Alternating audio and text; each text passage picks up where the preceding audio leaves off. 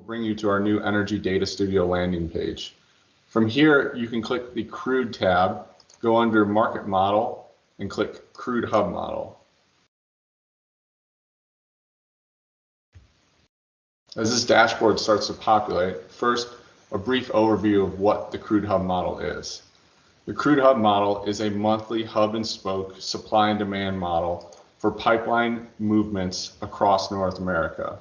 That's all the way from Western Canada down to the US Gulf Coast export docks.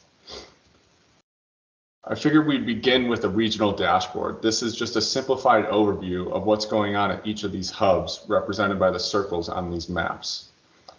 So if we click an area like Cushing, each of these hubs are laid out the same way. Supply is on the top, demand is on the bottom. These are your supply origin points, as you can see in the tooltips right here, as well as historical behind this dotted black line and forecasted ahead of this black line. On the demand side, it's the same thing. It just shows you the destination of where these volumes are headed when they're leaving Cushing. For more detailed information, you can go into the detailed dashboard, which shows you information on individual pipeline movements. So if we click on the Permian node, for instance, we have the same supply and demand graphs at the top and at the bottom, but at this time, instead of having the directional shipments of where they're headed, like Corpus or Houston or Cushing, we can look at individual pipeline movements. We can do this for any of these dots here or any of the corridors that you see on this map right here. So if we drill down into a specific corridor, say Permian to Corpus Christi, we can see that there are 4 pipes that are operating in this corridor: Cactus 1, Cactus 2, Epic, and Gray Oak. As I hover over each of these area graphs here, you can see specific detail on what each of these pipes is doing. So Cactus, for instance, in May of 2023, moved 375,000 barrels a day, which is approximately 90% utilization. We can also see information on origin and destination points, as well as information on rates, such as committed, uncommitted, or if there are any incentive programs being offered. When we have information on the shippers, that will also be included in the known shippers column. At the US Gulf Coast export docks, it's laid out the same way. You have supply on the top, demand on the bottom.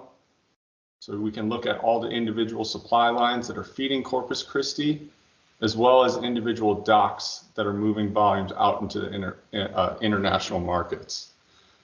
We also have information here on specific refineries. There are refineries that are located in basin and obviously along the Texas Gulf Coast. And we use a variety of information, whether that be Louisiana state data or the Texas Railroad Commission, to provide factual volumes when they are, or as soon as they are available.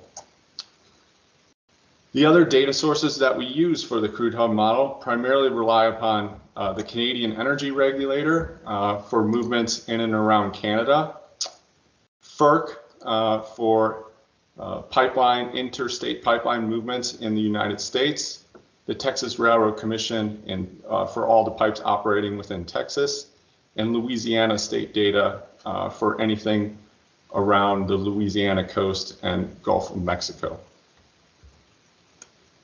If dashboards aren't your thing, you can always export the data via our data tab right here, which brings up a pivot table-like document where you can export that via a cross tab, which represents the data that you see right here, or as a data tab, which exports it as a flat CSV file for use in Excel as a pivot table. We also continually update pipeline tariff detail.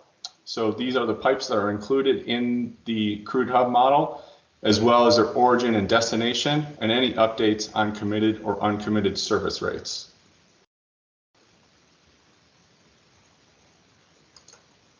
For questions on this dashboard or to get access to it, contact insights@eastdaily.com and we'll set you up with a free trial.